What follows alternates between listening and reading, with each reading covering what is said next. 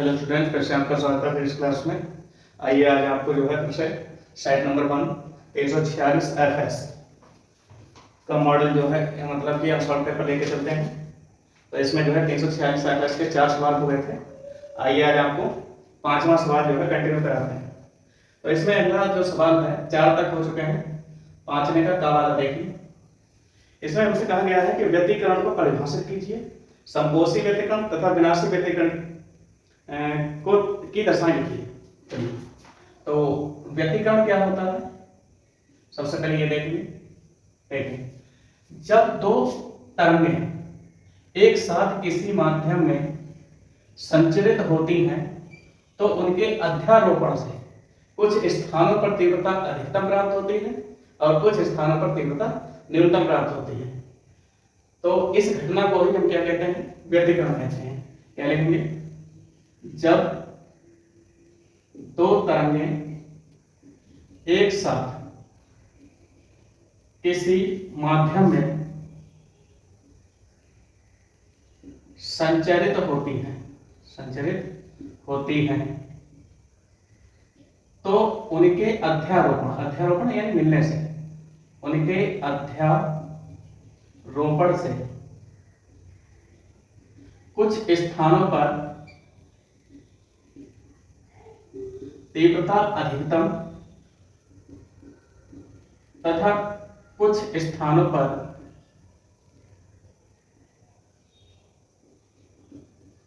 तीव्रता न्यूनतम प्राप्त होती है।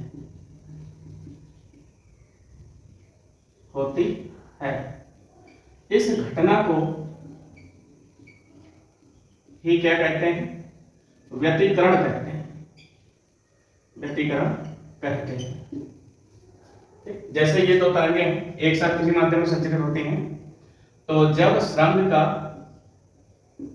सरंग से मिलना, जैसे हमने दो रस्सियां एक साथ जो है ऐसे करके फेंकी तो उसमें अगर दोनों तरंगे का सरंग और गर्द आपस में मिल रहा है तो इसमें तीव्रता न्यूनतम मतलब अधिकतम प्राप्त होगी।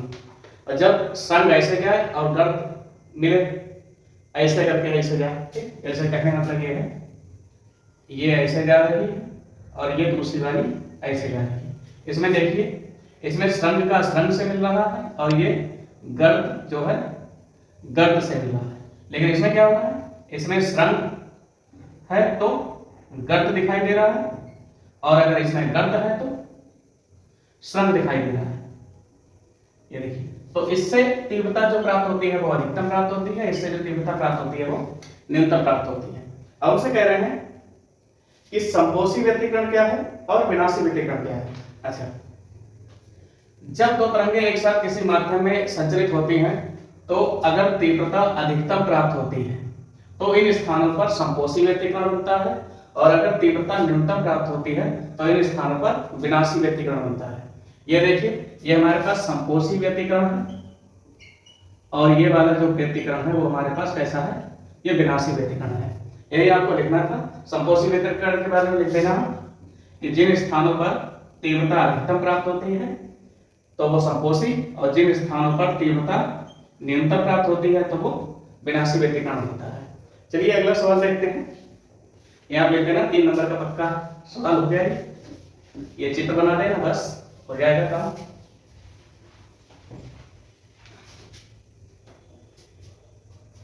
तो अगले सवाल में लिखा है खवाले में जो सवाल दिया रखा है कि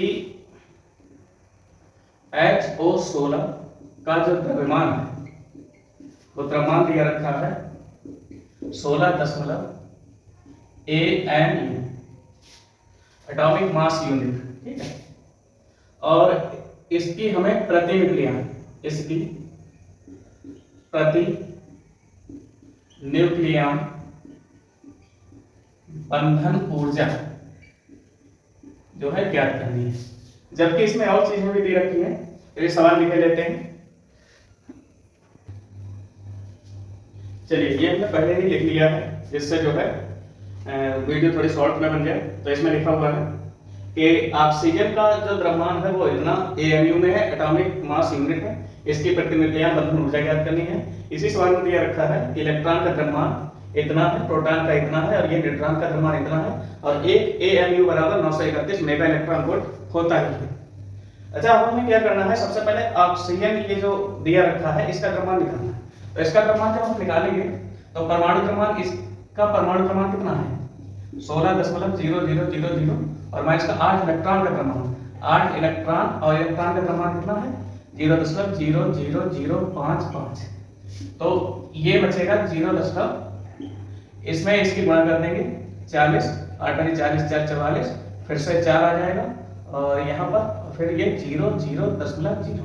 इसे जब हम हल करेंगे तो इसका मान ये आएगा लगभग कितना आएगा, ये वाला 15.995। ठीक, ये किसमें आ रहा है हमारे पास AMU में। अब हमें क्या करना है, न्यूक्लियन का द्रव्यमान निकालना है। तो न्यूक्लियन क्या क्या है, प्रोटॉन और न्यूट्रॉनों की संख्या। नाभिक के अंदर उपस्थित प्रोटॉन और न्यूट्रॉन के योग को ही हम क्या कहते हैं, न्यूक्लियन कहते हैं। तो इनका द्रव्यमान हमें निकालना है नाभिक का। तो 8 गुणा प्रोटॉन, प्रोटॉन का द्रव्यमान कितना है 1.007593 प्लस 8 न्यूट्रॉन, न्यूट्रॉन का द्रव्यमान कितना है 1.008982। अब जब इन दोनों को हल करेंगे तो इसका उत्तर ये आएगा 16.1326 AMU।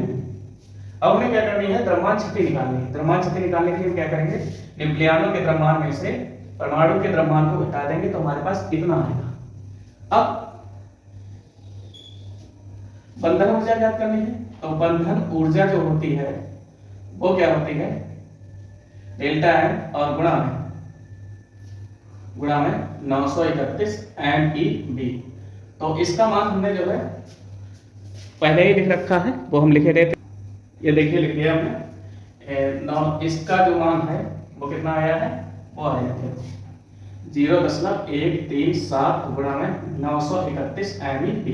इन दोनों को जब हम गुणा कराएंगे तो ये हमारे पास बंधन ऊर्जा आ गई। लेकिन हमें सवाल में निकालनी है प्रति न्यूक्लियन बंधन ऊर्जा। तो प्रति न्यूक्लियन बंधन ऊर्जा हमें निकालने के लिए क्या करना होता है, जितने भी न्यूक्लियन हैं उससे हम बंधन ऊर्जा को भाग करा देते हैं। तो न्यूक्लियन हमारे पास कितने हैं, देखिए 8 प्रोटॉन है और 8 ही न्यूट्रॉन है। तो 8 प्लस 8 टोटल कितने हो गए 16। तो ये हमारे पास आ गया 127 और ये 5.0.547 बटे 8 16। जब हमें इससे इसे भाग देंगे तो हमारे पास आएगा 7.97 मेगा इलेक्ट्रॉन वोल्ट। यही जो है आपके आंसर में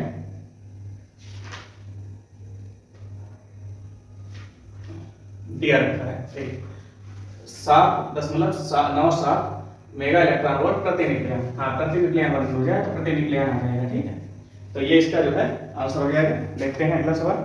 अगला सवाल क्या लिखा है, दो समांतर। अच्छा, ये स्क्रीनशॉट ले लें। चलिए,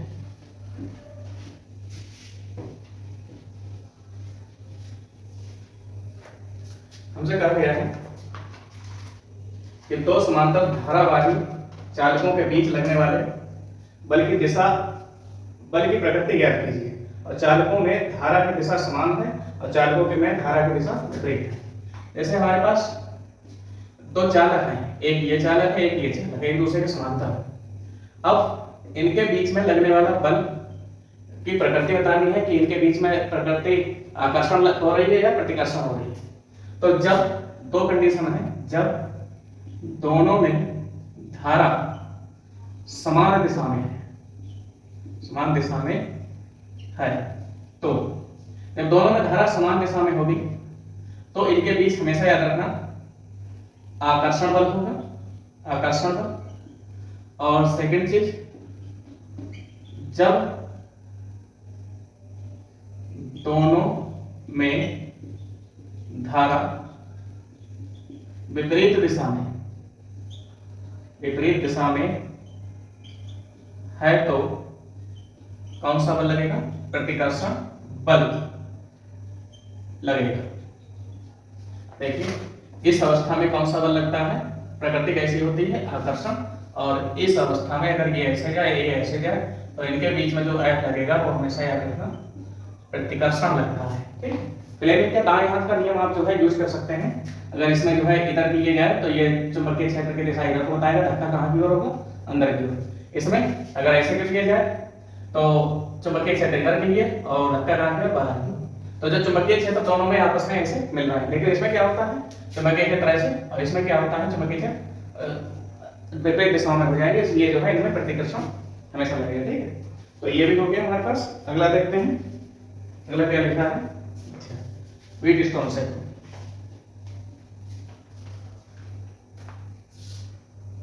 घ वाले में लिखा है कि व्हीटस्टोन सेतु की संतुलन में उनकी भुजाओं के बीच संबंध स्थापित कीजिए। अच्छा, व्हीटस्टोन सेतु आपने पढ़ा है, हमें केवल संबंध स्थापित करना है और फालतू की चीजें नहीं लिखनी है।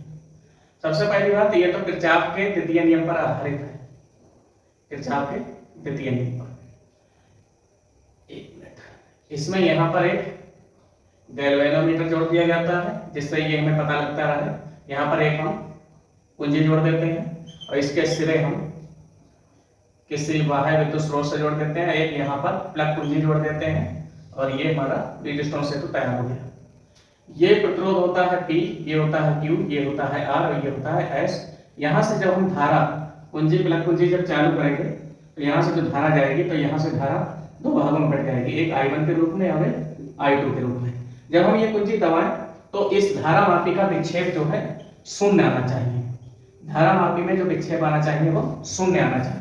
अगर ये जरा सा भी विक्षेपित हुआ तो ये व्हीटस्टोन जो है संतुलन की अवस्था में नहीं है। और इसकी संतुलन की अवस्था क्या होती है, जब B बटा Q और R बटा S इन दोनों के मान एक समान आ जाए तो ये सेतु जो है संतुलन की अवस्था में है। और ये संतुलन की अवस्था में कब होगा, जब इस गैल्वेनोमीटर यानी इस वाली भुजा में कोई धारा प्रवाहित ना हो। तो यहाँ से जो धारा I1 जाएगी वही I1 इसमें चली जाएगी और यहाँ से जो I2 जाएगी वही I2 इसमें चली जाएगी। ये दोनों आपस में मिलकर क्या बना देंगे, फिर से I के रूप में, और यहाँ से I ऐसे करके चली जाएगी। ये संतुलन की अवस्था है। अब इसे सिद्ध कैसे करना है, ये हम किरचॉफ के द्वितीय नियम को पढ़ चुके होंगे आप लोग, उसी आधार पर करना। ठीक है,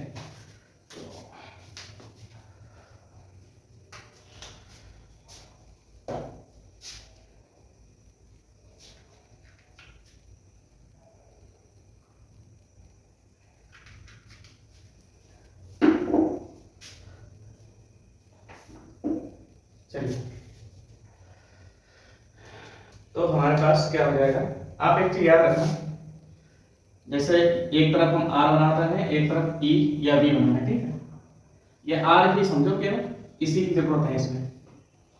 अगर R में धारा इधर को है और हम भी इधर को चले तो प्रतिरोध हमेशा काय में लेना है, माइनस में लेना है। एक चीज, अगर R में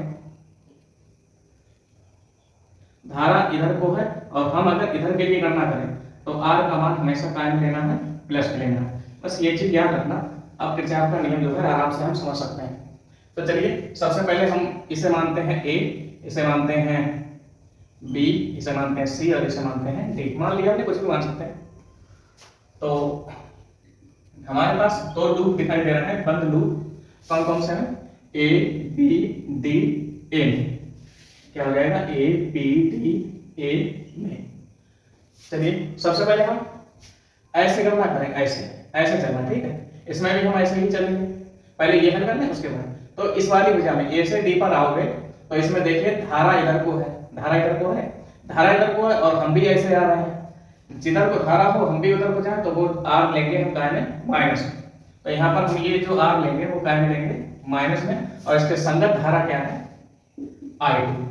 ठीक, इसके बाद इधर आ, इसके बाद हमें फिर से इसमें लौट जाना है। इसमें धारा मापी से हमें कोई मतलब नहीं, फिर से इससे यहाँ पर आना। अब इसमें देखिए धारा उधर को जा रही है लेकिन हम लोग इधर को आ रहे हैं। धारा इधर को जाए और हम लोग उधर जाए तो R का मान हमें काय लेना है, प्लस।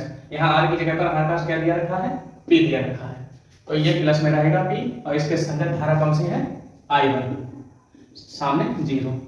यहाँ से P1 और ये माइनस का इस तरफ जाएगा I2, R समीकरण 1। पुनः एक और बंद लूप है, बंद loop B, D, C, B में, B, D, C, B। अब इसमें हम चलेंगे तो देखिए इस वाली भुजा में चलेंगे तो कुछ नहीं मिलेगा, लेकिन इस वाली भुजा में हमें ऐश मिला। ऐश में जिधर को धारा है उधर को ही हम गणना करें, जिधर को धारा है उधर को ही हम गणना करें, तो आर का मान हमेशा क्या लेना है, माइनस का। तो ऐश जब हम लेंगे तो ये माइनस का आएगा, इसके संगत धारा कौन सी है, I2 प्लस।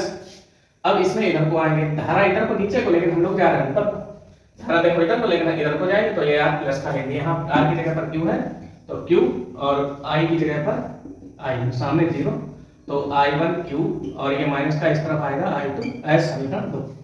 अब हम क्या करेंगे, समीकरण 1 को समीकरण 2 से भाग दे देंगे तो हमारे पास आएगा I1P बटे I1Q और सामने I2R और बटे में I2S, I1 से I1 और I2 से I2, तो हमारे पास आ गया है P बटा Q और बराबर में R बटा S।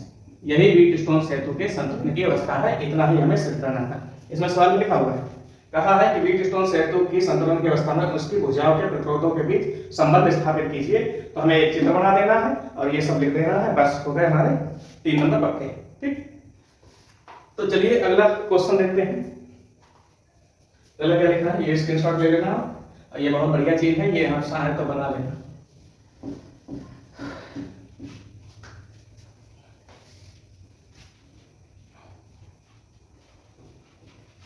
यहाँ पर थोड़े अब लेंदे क्वेश्चन आने लगे, तो अगला हमसे कह रहे हैं किसी समांतर प्लेट संधारित्र, एक मिनट, किसी समांतर प्लेट धारित्र की धारता के लिए व्यंजक प्राप्त कीजिए और इसकी धारता हम कैसे बना सकते हैं। चलिए ऐसे करके संधारित्र होता है, ये प्लेट प्लस होती है और यहाँ से इसे आवेश प्लस Q लिया जाता है, तभी इस पर प्लस आवेश आ जाते हैं। इसके समीप एक अन्य प्लेट रख देते हैं, तो प्रेरण के कारण इसके कारण इस पर क्या आ जाते हैं, उतने ही माइनस आ जाते हैं, तब ये प्लस इधर की ओर जाने लगते हैं और इस पर आवेश द्वारा और प्लस चार्ज यहाँ पर उत्पन्न हो जाता है। ठीक है, तो इससे इसकी धारता बढ़ जाती है। चलिए पहले देखते हैं क्या करना है हमें, धारिता के लिए व्यंजक ज्ञात करना है। चलिए, अच्छा आप शायद जानते होंगे, हम जानते हैं कि एक प्लेट के लिए या प्लेट के लिए जो वैद्युत क्षेत्र की तीव्रता होती है वो E बराबर क्या होती है, सिग्मा अपॉन 2 एप्सिलॉन नॉट। ठीक है, लेकिन प्लेटों के मध्य अगर हम देखें, प्लेटों के मध्य हमने निकाला था, तो प्लेटों के मध्य E बराबर सिग्मा अपॉन एप्सिलॉन नॉट। ठीक, तो प्लेटों के मध्य यहाँ पर हमने निकाला, लेकिन हमारे पास सिग्मा बराबर Q अपॉन A होता है, तो यहाँ से हम लिख सकते हैं इसकी जगह पर Q अपॉन A और एप्सिलॉन नॉट पहले से ही है। अभी E निकला है, हमें धारिता निकालनी है, तो हमने लिखा धारिता के लिए व्यंजक। चलिए, तो इसके बाद हम क्या करेंगे, अब विभव निकालेंगे। अतः अगर प्लेटों के बीच की दूरी जो है स्मॉल d हो, अतः विभव क्या हो जाएगा, विभव V बराबर E इंटू डी हो जाएगा। E का मान रख लेंगे Q अपॉन में A एप्सिलॉन नॉट और गुणा में D। तो यहाँ से विभव हमारे पास नीचे का देखो दिख रहा है या नहीं, ये विभव आ गया, नीचे देखो दिख रहा है, धारिता आराम से निकल जाएगी। चलिए ठीक है, बहुत बढ़िया। अगर विभव पूछे तो ये है और वैद्युत क्षेत्र पूछता तो ये है, हमें निकालनी है धारिता। अतः धारिता जो होती है वो C बराबर होती है Q अपॉन V। यहाँ से हम C बराबर Q तो ऐसे ही रहने देंगे, लेकिन V का मान यहाँ से उठा कर रख देंगे, तो ये हो जाएगा QD अपॉन में A एप्सिलॉन नॉट। Q से Q कट जाएगा और ये बटे का बटा कहाँ जाएगा, ऊपर, तो यहाँ से C बराबर A एप्सिलॉन नॉट अपॉन में D आ जाएगा। यही धारिता का व्यंजक है। ठीक, अच्छा इसमें एक चीज और लिखी हुई है, इसकी धारिता कैसे बढ़ाई जा सकती है। ये तो चीज उसके लिए है जब प्लेटों के बीच निर्वात हो या कोई वायु हो। हमें क्या करना है, अगर प्लेटों के बीच कोई माध्यम होते हैं K बराबर का, इतना स्क्रीनशॉट ले लेना। अब देखिए क्या करेंगे, यदि प्लेटों के मध्य के परावर्तनांक का माध्यम हो, तब जो धारिता हो जाएगी C बराबर A epsilon not K upon में D। अब धारिता कैसे बनाया जा सकता है, धारिता को बढ़ाना। देखिए उपरोक्त सूत्र में आपको दिखाई दे रहा है, सूत्र से क्या दिखाई दे रहा है, C अनुक्रमानुपाती है क्षेत्रफल के, C अनुक्रमानुपाती है किसके, निर्वात की वैद्युतशीलता के, C अनुक्रमानुपाती है किसके, K है निर्वात की वैद्युतशीलता, वो तो नियतांक होती है, छोड़ो इसको। C अनुक्रमानुपाती होती है K के और C व्युत्क्रमानुपाती है किसके, D के। अब इसकी धारिता को कैसे बढ़ाया जा सकता है, तीनों पॉइंट लिखे देना, देखिए इसके बाद। तब नंबर 1, चालक के क्षेत्रफल को बढ़ाकर, पहली बात क्षेत्रफल बढ़ेगा धारिता बढ़ेगी, क्षेत्रफल घटेगा धारिता घटेगी। माध्यम के परावैद्युतांक को बढ़ाकर, परावैद्युतांक बढ़ेगा धारिता बढ़ेगी, ठीक है। दूसरी बात, तीसरी बात, प्लेटों के बीच की दूरी को कम करके, अगर ये कम होगी तभी धारिता बढ़ेगी, अगर ये ज्यादा होगी तो धारिता घट जाएगी। तो क्या करेंगे हम, प्लेटों के मध्य दूरी कम करके, दो प्लेटें हैं, अगर पास पास चिपका दोगे मार चिंगारियां छूटने लगेगी, और जब इन प्लेटों को दूर कर दोगे तो कोई फर्क नहीं पड़ेगा, ठीक है, धारिता नहीं बढ़ पाएगी। चलिए ये 5वां खंड जो है यहां पर समाप्त हुआ। तो अगला खंड लेके चलते हैं, खंड या। खंड या में क्या दिया रखा है, छठे सवाल में, कि बोहर की क्वांटमीकरण अभिग्रहित क्या है, क्या है, बोहर की क्वांटमीकरण हमें क्या निकालनी है, अभिग्रहित।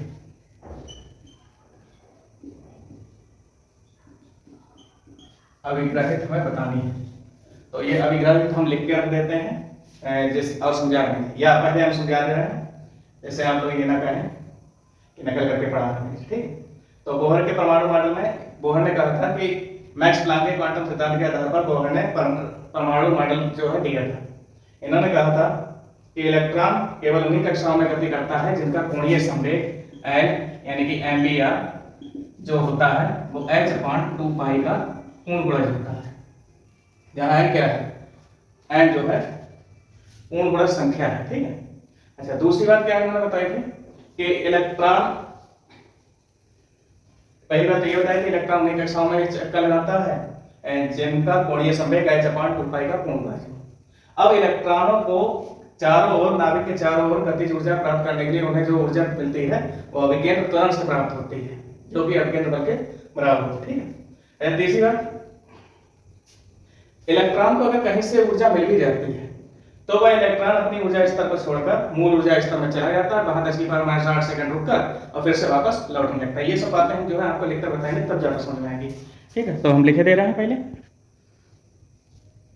देखिए हमने लिख दिया है कि इलेक्ट्रॉन केवल उन्हीं कक्षाओं में चक्कर लगाते हैं जिनका कोणीय संवेग h/2 पाई का पूर्ण गुणज हो, और इन निश्चित कक्षाओं को हम क्या कहते हैं, स्थायी कक्षाएं कहते हैं। यानी कि कोणीय संवेग L बराबर क्या होता है, h/2 पाई गुणा पूर्ण गुणज संख्या। अच्छा, L बराबर क्या होता है, MBR आपने 11 में पढ़ रखा है, तो ये इसकी गुणा इससे करा देंगे n/2 पाई, जहां n क्या है, मुख्य क्वांटम संख्या है या पूर्ण गुणज संख्या है। दूसरा क्या है, इलेक्ट्रॉन को घूमने के लिए नाभिक के आवेश, नाभिक के आवेश, आप समझ जा रहे हैं, यहाँ नाभिक के आवेश लिखा है। नाभिक का आवेश होता है Ze तथा इलेक्ट्रॉन के आवेश के मध्य लगा कूलाम बल आवश्यक अभिकेंद्र बल प्रदान करता है। इलेक्ट्रॉन जब घूमता है तो उसकी खुद की स्वयं की ऊर्जा नहीं होती है, वो नाभिक और इलेक्ट्रॉन के बीच लगने वाले आकर्षण बल जो होता है वो इसे अभिकेंद्र बल प्रदान कराता है, जिससे कि आप घूमता रहता है, ठीक है। अच्छा, अब कहना है यदि इलेक्ट्रॉन को कहीं से, उसकी तो ऊर्जा होती है, कहीं से बाह्य ऊर्जा मिल भी जाए तो वह ऊर्जा पाकर अपने ऊर्जा स्तर से, यानी कि अपने ऊर्जा स्तर से उच्च ऊर्जा स्तर में चला जाता है, और वहां 10⁻⁸ सेकंड रुककर 10⁻⁸ सेकंड रुकता है और फिर लौटने लगता है। जब ये लौटता है तो यह अपनी ऊर्जा जो है, जो उसे बाहर से ऊर्जा मिली है, उसी ऊर्जा को विद्युत चुंबकीय तरंगों के रूप में जो है रूपांतरित कर देता है। यही बोहर के क्वांटमीकरण अभिग्रहित है। इसमें 3 अभिग्रहित हैं, ये आप जो है स्क्रीनशॉट लेके उतार लीजिए। इसमें और एक चीज और लिखी है, तो अच्छा शॉर्ट लिख रखा है, ये देखिए है कि इसका स्पष्टीकरण डी ब्राउनी द्वारा कैसे किया गया। अच्छा, देखिए बोहर के मॉडल में भी जैसे रदरफोर्ड के परमाणु मॉडल में कुछ कमियां आई जिसे बोहर ने दूर किया, ऐसे ही बोहर के मॉडल में भी कुछ कमियां आई जिन्हें जो है समरफील्ड और डी ब्राउनी द्वारा बाद में दूर किया गया। तो डी ब्राउनी द्वारा दूर कैसे किया गया, चलिए देखते हैं। तो इसमें एक क्वेश्चन और चिपका हुआ है कि लिखा है कि इसका स्पष्टीकरण दे ब्रॉगली द्वारा कैसे किया गया। तो आइए इसका स्पष्टीकरण हमने पहले ही लिख दिया है। अब हम क्या करते हैं, अगर इलेक्ट्रॉन किसी नाभिक के चारों ओर चक्कर लगाता है तो ये चक्कर जब लगाता है तो ये ऐसे ऐसे नहीं चलता है, ये इलेक्ट्रॉन ऐसे ऐसे चलता है, ऐसे ऐसे ऐसे ऐसे ऐसे ऐसे ऐसे ऐसे ऐसे ऐसे, ठीक। अब हम कहा है यदि इलेक्ट्रॉन के n तरंग प्रारूप बनते हैं, n तरंग, देखो एक तरंग प्रारूप ये है, एक तरंग प्रारूप ये है, ऐसे एक तरंग प्रारूप ये है, तरंग प्रारूप यहां से यहां तक ये तरंग प्रारूप होता है, ऐसे एक तरंग प्रारूप ये है, ऐसे मान लीजिए टोटल n तरंग प्रारूप बनते हैं। तब एक तरंग प्रारूप का जो लंबाई होती है उसी को हम कहते हैं लैम्डा, जिसे हम बोलते हैं तरंग दैर्घ्य, और ऐसे ही n तरंगों के लिए जो प्रारूप होता है वो क्या हो जाएगा, n लैम्डा। तो इसकी परिधि जो होती है वो ऐसे ही तो होगी, और परिधि क्या होती है, अगर त्रिज्या इसकी r है तो परिधि क्या होती है 2 पाई r, जो कि एक अगर तरंग प्रारूप होता तो 1 लैम्डा के बराबर होती, 4 होते तो 4 लैम्डा के, हमने n माने हैं तो n लैम्डा के, वही देखो यहाँ पर लिखा हुआ है 2 पाई r बराबर n लैम्डा। लेकिन हम जानते हैं डी ब्रॉगली तरंग दैर्घ्य, डी ब्रॉगली तरंग दैर्घ्य जो है प्रकाश वैद्युत प्रभाव वाले चैप्टर में जो है हम लोग पढ़ चुके हैं कि लैम्डा बराबर h/p, लेकिन p बराबर क्या होता है, यहाँ पर हमने लैम्डा की जगह पर h/p लिख दिया, और p बराबर क्या होता है, संवेग। संवेग क्या होता है, किसी वस्तु के द्रव्यमान और उसके वेग के गुणनफल को हम क्या कहते हैं, संवेग कहते हैं। तो यहाँ पर p बराबर क्या हो जाएगा, mv। अगर हम इस mv को इधर ले आए और इस 2 पाई को इधर ले आए तो हमारे पास क्या हो जाएगा, mv, एक मिनट, ये r जो है इधर ही रहने देना, r हमने यहाँ लिख दिया, ठीक है। तो ये यही तो देखिए बोहर ने यही बताया था कि जिसका कोणीय संवेग h/2 पाई का एक मूलगुणा, जो ये इन्होंने स्पष्टीकरण दिया था किसमें, डी ब्रॉगली में। अब अच्छा, इसमें एक और सवाल चिपका हुआ है इसी एक सवाल में कि बोहर के परमाणु मॉडल में कमियां क्या थी। अच्छा, ये भी हमें बतानी है, तो ये भी हम लिख के बता दे रहे हैं आपको। तो इसमें देखिए परमाणु मॉडल में इनमें क्या कमियां थी। वैसे ये बहुत कम पूछी जाती हैं, पिछली बार पूछी गई थी तो बता दे रहे हैं। वर्णक्रम की सूक्ष्म संरचनाओं को ये नहीं समझा सकते, ठीक है। वर्णक्रम क्या होता है, वर्णों का क्रम जो आपने पढ़ा होगा प्रिज्म वाले चैप्टर में, उसमें वर्णक्रम की सूक्ष्म संरचना, जीवैन तथा स्टार की व्याख्या नहीं समझा सकते, ठीक। अच्छा, कक्षाओं में इलेक्ट्रॉनों का वितरण नहीं समझा सकते, यानी कि इसमें कितने इलेक्ट्रॉन, इसमें कितने इलेक्ट्रॉन, ये बात है। इलेक्ट्रॉन की तरंग प्रकृति भी नहीं समझा सकते, किस तरंग से ये तरंग से चलता है या सीधे सीधे चलता है, ये बात भी ये नहीं समझा सकते। तो चलिए इसका जो है छठे सवाल का हम अथवा वाला सवाल देखते हैं। तो आगे क्या कहता है, अगला सवाल देखते हैं। देखिए सवाल में लिखा है कि निरपेक्ष ताप T पर किसी कण की ऊर्जा E बराबर क्या दी रखी है, kT, जहाँ k क्या है, बोल्ट्जमान नियतांक है, इसका मान ये होता है, आप याद रखना, केमिस्ट्री में ये पढ़ चुके हैं। अब क्या है, 27 डिग्री सेल्सियस पर ऊष्मीय न्यूट्रॉन की तरंग है। अच्छा, जो ताप दिया रखा है जिसे हम बोलते हैं T दिया रखा है, ये है 27 डिग्री सेल्सियस। इसे अगर हम केल्विन में बदलेंगे तो केल्विन में बदलने के लिए 273 से गुणा जोड़ देंगे तो इसमें हो जाएगा ये 300 केल्विन। ये केल्विन में हमने बदल दिया है, ठीक है, मेरे पास T का मान आ गया। चलिए अब हमसे कह रहा है कि ऊष्मीय न्यूट्रॉन के तरंग दैर्घ्य की गणना करनी है। तरंग दैर्घ्य यानी कि लैम्डा का मान बताना है, और क्या बताना है कि फोटॉन की ऊर्जा ज्ञात कीजिए, फोटॉन की ऊर्जा h न्यू ज्ञात करनी है, ये भी बताना है। तो इसमें कह रहा है कि k बोल्ट्जमान नियतांक है, ये तो हमने जो पहले बता दिया बोल्ट्जमान नियतांक है। तो चलिए इसके लिए आपको सूत्र क्या लिखना है। अच्छा, तो इसका पहला ही क्वेश्चन जो था उसमें ये हमारे पास एक सूत्र है, यहाँ हम लिखे दे रहे हैं, यहाँ पर तो दिख रहा है कि लैम्डा बराबर होता है h/2m E के क्या है, ऊर्जा है। लेकिन इन्होंने कहा है कि E के की जगह पर आप E अगर लगाएंगे तो E का मान कितना है, लैम्डा बराबर h/2m, E की जगह पर हम क्या लिख सकते हैं, kT। अब बात कर रहे हैं न्यूट्रॉन की। तो न्यूट्रॉन के लिए जो द्रव्यमान दिया रखा होता है, ये देखिए न्यूट्रॉन का द्रव्यमान पेपर के सबसे लास्ट में यहाँ दिया रखा है, आपके पेपर में भी दिए रखे होंगे कि 1/6 गुणा 10 की पावर -27 किलोग्राम दिया रखा है, ठीक है। तो यहाँ पर हमारे पास न्यूट्रॉन का जो द्रव्यमान, अच्छा प्लांक नियतांक का मान क्या होता है ये हम नहीं कह रहे, ये होता है 6.67 गुणा 10 की पावर -34 जूल इंटू सेकेंड, और न्यूट्रॉन का जो द्रव्यमान हो जाएगा 1.67 गुणा 10 की पावर -27 किलोग्राम। तो हमारे पास ये आ जाएगा 6.67 गुणा 10 की पावर -34 बटे में अंडर रूट के अंदर 2 1.67 गुणा 10 की पावर -27 गुणा में के की वैल्यू यहाँ पर दी रखी होगी कहीं पर, ये 1.38 गुणा 10 की पावर -23 और गुणा में टी की वैल्यू ये 300 केल्विन अभी हमने निकाले थे। और जब हम इसे हल करेंगे तो इसे हमने हल करके पहले ही जो है लिख रखा है, इसमें कितना है 6 के अथवा वाला, ठीक, ये इसका मान आएगा आपके पास तरंग दैर्घ्य है,